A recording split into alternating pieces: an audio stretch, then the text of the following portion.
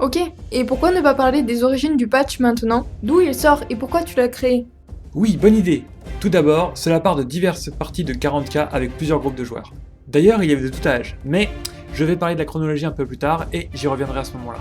C'est avec toutes les observations et remarques pertinentes que j'ai pu entendre ou avoir que j'ai commencé à avoir l'idée de créer des modifications de règles, voire des règles alternatives. Après, c'est aussi avec des connaissances et analyses que j'ai accumulées à travers mon intérêt pour des batailles réelles de l'Antiquité au XXe siècle que certaines idées de modification me sont venues, mais aussi certaines solutions de règles pour des problèmes précédemment soulevés. Je ferai probablement une courte vidéo là-dessus, ou je l'aborderai dans une partie d'une vidéo de présentation des règles ou d'explication de leur fonctionnement. N'oublie pas qu'il y a aussi d'autres jeux qui t'ont motivé et inspiré, comme Confrontation, Zombicide ou Rob Bones, pour lesquels tu as aussi fait des patchs. Il y a aussi celui de Super Fantasy Brawl que nous avons commencé récemment ensemble. Oui, en effet.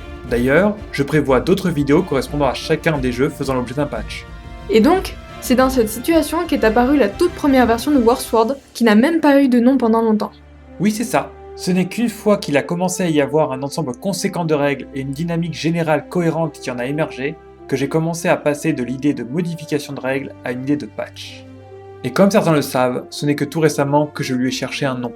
Ça me semble être le bon moment pour parler de chronologie d'ailleurs. Oui, c'est la suite logique au contexte de création.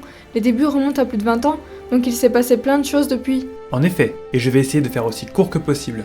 Pour ceux qui connaissent, j'ai découvert la version 1 de Confrontation lors de ses débuts en 97, et j'ai ensuite suivi assidûment son ascension à travers chaque version. À partir de la V3, j'ai commencé à avoir l'idée d'envisager quelques améliorations, mais suis resté fidèle aux règles officielles jusqu'à la 3.5.